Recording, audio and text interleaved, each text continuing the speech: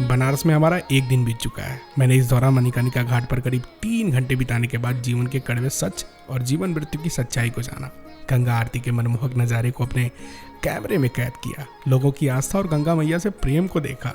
और आज है दूसरा दिन, और ये दिन मेरे लिए बहुत खास होने वाला है, क्योंकि आज हम मिलने वाले हैं एक ऐसे शख्स से जिससे हमारी ये कहानी शुरू हुई, जिसकी वीडियोस ने कहीं ना कहीं मेरे अंदर एक जुनून भर दिया कि भाई दुनिया देखना जरूरी है। अब तुम किस नजरिए से देखते हो ये तुम पर डिपेंड करता है।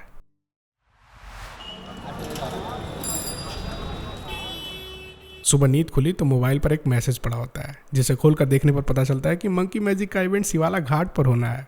मेरे मन में खुशी की लहर दौड़ गई, लेकिन अगले ही पल पता चलता है कि इवेंट रात को 10 बजे से है, जिसका मुझे दुख होता है लेकिन खुशी भी होती है, क्योंकि अब दिन के समय ऐसे घाट पर इतनी गर्मी में तो इवेंट होने से रहा तो रात ही सही। लेकिन हमारे सामने जो बिग चैलेंज होता है वो ये होता है कि आज क्या किया जाए। यही सब सोचते सोचते अचानक फील होता है कि पेट में कुछ गड़बड़ी हो रही है। मैं तो डर ही गया, लेकिन अगले ही पल दिमाग ने समझाया कि बेटा पेट खराब नहीं है, बस तुझे भूख लगी है। तो हम दिमाग अंकल की बातों में आके निकल दिए चौराहे पर।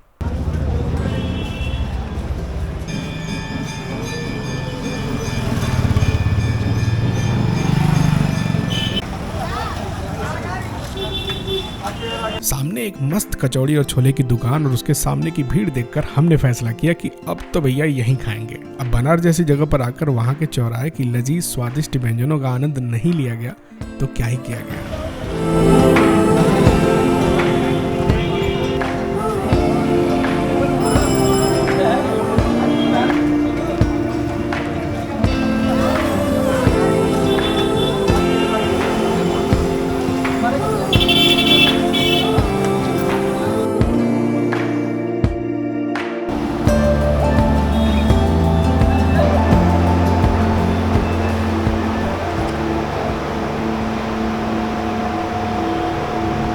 बनारस के खाना कौन खाता है? चटक मटक खाने का मजा ही कुछ और है। चाय पीते पीते और गहन मंथन करने के बाद हमने ये निर्णय लिया कि एक बार फिर से घाटों पर चला जाए। लेकिन इस बार का प्लान ये होता है कि बनारस की टेढ़ी मेढ़ी गलियों से होते हुए बनारस के लोगों का रहन सहन देखा जाएगा, साथ में घाटों की अलग अलग खूबसूरती को अपने कैमरे में कैद किया जाएगा, ताकि वापस लौट के एक प्यारी फोटो एल्बम बनाई जा सके। और इसी खूबसूरती को कैप्चर करने हम अपना झोला और नोचा उठा के निकल पड़ते हैं बनारस भ्रमण पर।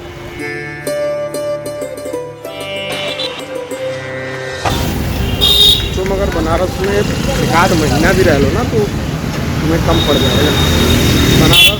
बनारस की गलियाँ सब कुछ बड़े अनसुलझे से हैं।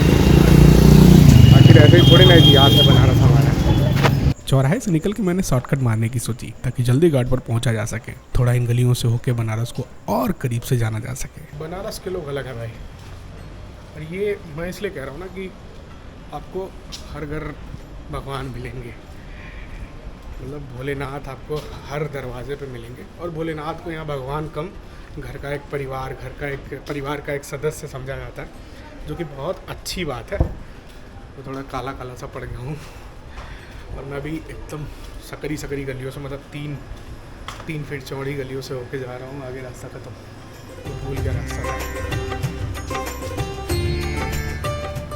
मैं भूल गया यार भाई, मुझे रास्ता ही नहीं मिल रहा है।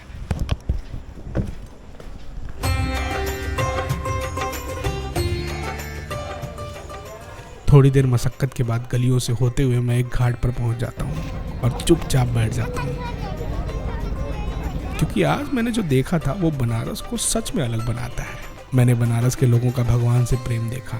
मैंने देखा कि यहाँ भगवान सिर्फ भगवान नहीं है, बल्कि एक परिवार के सदस्य हैं, जहाँ की सुबह भोलेनाथ की पूजा से होती है, जहाँ की गलियां मंत्रों से गूंज उठती हैं, जहाँ की गलियों की महक एकदम अलग सी लगती है। इतिहास के पन्नों में ये शहर जितना पुराना है, उससे कहीं ज्यादा पुरानी यहाँ की आस्था है। गंगा माँ को निहारते निहारते पूरे 2 घंटे हो चले थे। मैंने कुछ फोटो क्लिक किए ताकि अपनी फोटो एल्बम में लगाई जा सके। अच्छा, इन सब चक्करों में शाम भी हो चुकी थी, इसलिए जल्दी वापस लौटता हूँ रूम पर, क्योंकि कैमरे की बैटरी और मेरी बैटरी दोनों डाउन हो चुके थे।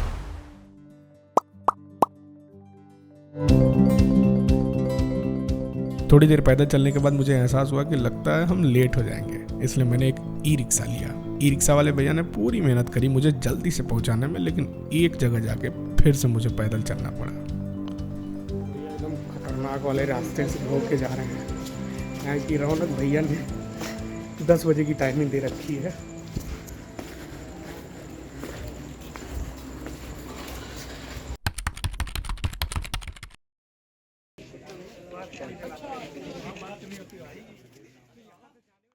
हाँ तो भैया हम लेट थे और इवेंट भी लेट ही है, बट बुक्स हमारे हाथ में अभी।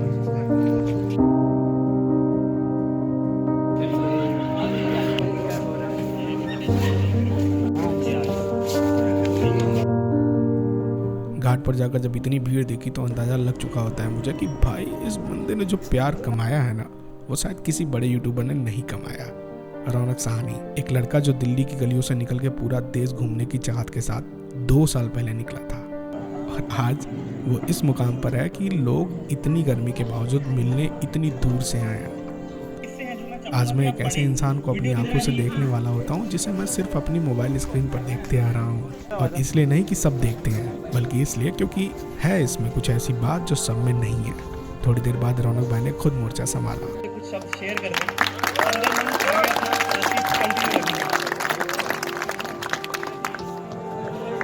वहाँ मौजूद सभी लोगों की तालियों से शिवाला घाट गूंज उठा। सबने अपने प्रिय यूट्यूबर से बातें की, फोटो क्लिक कराए।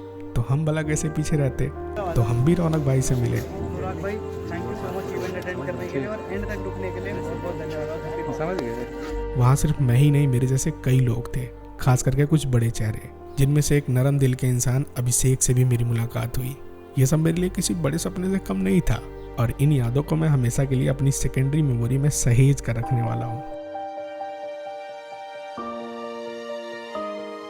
हाँ भाई, ये स्पेशल ही है। मतलब इतनी रात को आपका सबसे खूबसूरत बेहतरीन फेवरेट शहर, उसके किसी घाट पे बैठ के आप अपने सबसे चहेते यूट्यूबर से, मतलब ये कह सकते हैं कि जिस यूट्यूबर को देख के मैंने बहुत सारी चेंजेस की अपनी वीडियोस में, बहुत सारे बदलाव किए, ट्रैवल लाइफ को अपनाया, मतलब जगह जगह घूमा, वहाँ की वीडियोस बनाई, और आज रौनक भाई से सामने से मिलने का मौका मिला। मतलब भाई ये मेरे लिए बहुत था।